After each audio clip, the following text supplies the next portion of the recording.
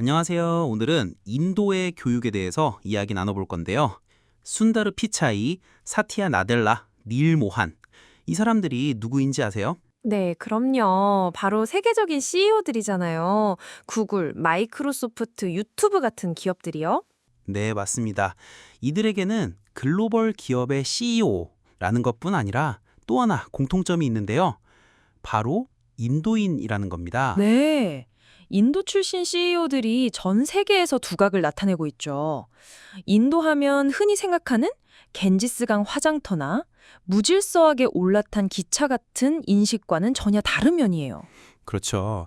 여기서 더 놀라운 사실은 이 인도가 한국 못지않은 교육열을 가진 나라라는 점입니다.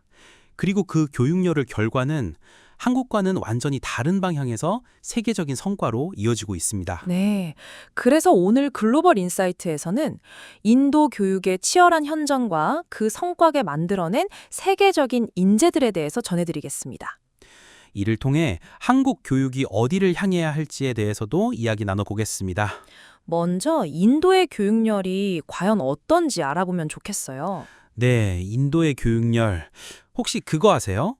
인도에는 입시를 위한 도시, 재수의 도시가 있습니다. 네? 입시 도시가 있다고요? 바로 인도 라자스탄주에 위치한 코타라는 도시인데요. 매년 수십만 명의 수험생이 모여드는 사교육의 성지입니다. 이곳에서는 매일 새벽부터 밤늦게까지 학생들이 공대 입학을 위한 JEE나 의대 입학을 위한 니트 같은 입시를 준비합니다. 네, 이곳의 학비가 연간 한화로 따지면 160만 원에서 200만 원대라고 하는데 이게 인도 평균 노동자의 월급으로 5개월에서 6개월치라고 하네요. 자녀의 입시를 지원하는 부모들이라 해도 연봉의 절반을 학원비로 낸다는 건 여간 힘들 일이 아닌데요. 그래서 친척들까지 합세해서 지원하기도 합니다. 네, 이렇게 온 가족, 온 친척까지 나서는 교육열이다 보니 성적이 안 나오면 그 압박감에 매년 극단적인 선택을 하는 학생들도 있다고 하죠. 네, 2023년에는 20명이 넘는 학생들이 안타까운 선택을 했다고 교육당국이 발표하기도 했습니다. 네. 그만큼 학생들에게도 힘든 게 입시인 거죠. 자, 그렇다면 인도 사람들은 왜 이렇게 입시에 매달리는 걸까요? 교육이라는 게 1947년에 카스트 제도는 폐지되었지만 실질적인 가난의 문제를 벗어날 수 있는 거의 유일한 길이기 때문입니다. 인도에는 아들은 공대, 딸은 의대라는 말이 있는데요. 한 명의 아이가 성공하면 온 가족이 가난에서 벗어날 수 있다는 믿음을 엿볼 수 있는 말입니다. 네. 그래서 친척도 돈을 보태고 땅을 팔고 대출을 감수하며 아이의 교육에 올인하는 거죠. 즉, 인도의 교육은 계층 이동의 사다리인 것입니다. 그렇습니다. 이러한 입시 중심의 성공방 정식은 초대 수상 네루의 영향이 컸습니다. 네, 그렇죠. 초대 수상 자와하랄 네루는 엘리트 중심으로 사회를 이끌어 가겠다는 기조를 펼쳤습니다. 교육도 엘리트 양성을 중심으로 한 교육을 추진했습니다. 네. 그에 따라 농어촌에서는 초등학교 의무 교육이 잘 지켜지지 않는다거나 학교를 보내도 교사나 시설이 잘 갖춰져 있지 않아서 인도의 농어촌 교육 수준은 지금도 매우 낮은 실정이에요. 흥미로운 부분인데요. 그럼에도 인도가 워낙 인구가 많아서인지 또 어떤 곳에서는 교육열이 불타고 있는 거잖아요. 네네. 그러니까 어쨌건 법적 신분제는 폐지되었기 때문에 누구든 계층 상승의 수단으로 교육을 선택할 수 있는 겁니다. 네네. 네루의 엘리트 양성 기조에 맞춰 1951년부터 인도 전역에 인도 공과대학, 즉 IIT를 설립하기 시작했는데요.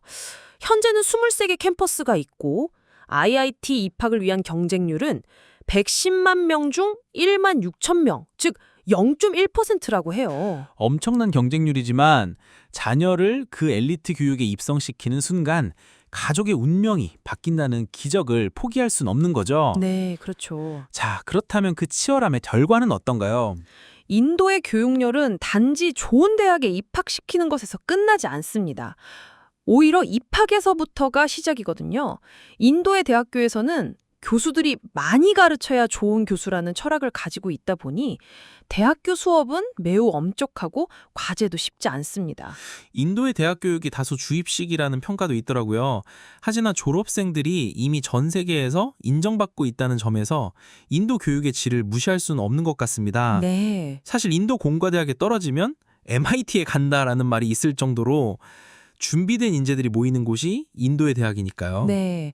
게다가 한국처럼 국내에서 자리를 차지하기 위한 법대, 의대보다는 이공계, 수학, 순수과학 계열의 자연계 이과 교육이 중심이 되니 졸업생들의 글로벌 진출도 유리한 것이 사실입니다. 네. 덧붙이자면 영어가 기반이 되는 것도 사실이고요. 네. 그래서 인도 공과대학 학생들은 졸업 전 100% 취업이 기정사실이라고 하는데 대부분 구글, 애플, 마이크로소프트 같은 글로벌 기업에 취업이 결정된다고 해요. 흥미로운 건 미국과 인도의 시차가 12시간이나 나기 때문에 미국에서 개발자들이 퇴근하면 인도에서 개발을 이어받아서 한다고 해요. 인도 인재가 있기 때문에 실리콘밸리 기업들이 24시간 가동한다라고 하는 거죠. 그리고 인도 공과대학 출신의 월급 중앙값은 약 230만 원이라고 하는데요.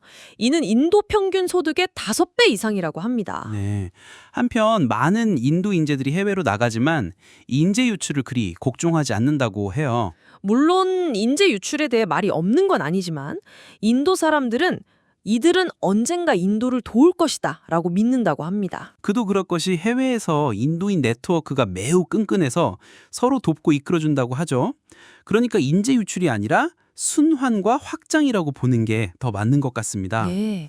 자, 그러면 지금부터는 한국의 교육에 대해서 이야기 나눠볼까요? 네, 한국의 교육열은 드라마 소재로 쓰일 만큼 유명하고 한편으론 자부심이기도 하죠. 네. 하지만 지금의 한국 교육은 세계적인 인재보단 국내의 자리 싸움에 머물러 있는 것 같아요. 네, 맞습니다. 우리의 교육은 개발도상국 시절에는 효과적이었지만 지금은 세계에선 통하지 않고 국내에서는 제로섬 게임이 되고 있죠. 경제 성장기에는 교육이 계층 상승 수단이었지만 지금은 그 기능이 거의 사라졌죠. 사실 그 시기에도 계층 상승이라는 것이 자리 차지를 위한 경쟁이었다고 봅니다. 그나마 그때는 팽창하던 내수 시장 덕분에 어느 정도 기회가 있었는데 하지만 지금은 상황이 다릅니다. 네. 경제 성장이 멈춘 지금은 교육이 계층 사다리가 아니라 부모가 이룬 자리를 유지하는 수단이 됐어요. 네, 맞습니다. 이제 한국에서 교육은 계층 간 벽이 되어버렸죠. 물론 한국만의 문제는 아니에요. 인도도 입시를 통해 공무원이 되면 자리 확보 경쟁이 치열하고 그로 인해 부패도 심각하죠. 하지만 차이가 있어요. 우리는 유학을 가도 현지에서 공동체를 잘 형성하지 못하고 결국 돌아와서 또다시 자리 싸움을 벌입니다. 자존심 싸움이죠. 결국 지금의 한국 교육의 계층 간 벽이라는 건 부정할 수가 없네요. 비싼 사교육은 계층 이동을 막고 유학 후에도 다시 좁은 한국으로 돌아오니까요. 이 구조 속에서 우리 학생들은 비전 없이 공부만 하고 있는 것 같습니다. 그래서 이제 한국 교육이 어디로 가야 할지에 대해서 생각해봐야 할 시점입니다. 네. 도태될 것인가? 변화할 것인가? 빠르게 변하는 시대에 유지는 곧 도태인데 한국 사회는 유지하려 하죠. 비교, 경쟁, 자존심 싸움에 익숙해진 탓이에요. 기성세대는 자신이 이룬 걸 자녀가 잘 유지하길 바라고 사회적 피로에 젖어든 자녀 세대는 도전을 회피합니다. 그래서 세대가 달라져도 좁은 나라에서 자리 싸움은 계속되죠. 그런데요. 지금은 거대한 변화의 시대입니다. AI, 기후위험, 우주개발. 수동적인 이용자로 남을지 판을 바꾸는 주체가 될지는 지금에 달려 있어요.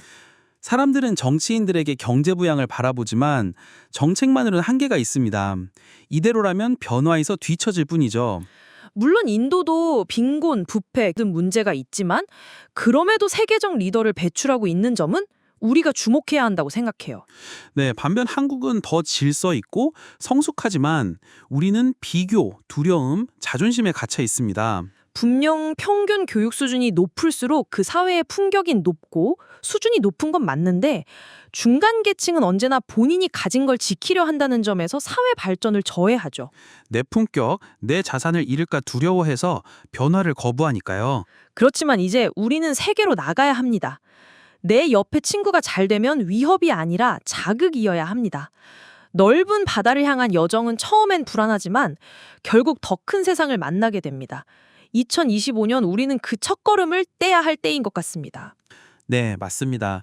인도의 교육이 가족의 미래라면 우리는 사회 전체의 미래를 바꾸는 교육을 만들어야 합니다. 우물에서의 비교와 경쟁이 아닌 우리는 더 넓은 무대에서 더 다양한 방향으로 시선을 돌려야 합니다. 네, 오늘 나눈 이야기가 비판이 아니라 변화의 시작이었으면 합니다. 네, 경쟁은 누군가를 무너뜨리는 게 아니라 모두에게 이로운 구조가 될 수 있습니다. 맞습니다. 글로벌 인사이트 인도편 여기서 마치겠습니다. 다음은 미국의 교육 시스템에 대해서 이야기 나눠보겠습니다. 네, 구독과 좋아요, 자유로운 댓글, 의견 부탁드립니다. 감사합니다. 네, 감사합니다.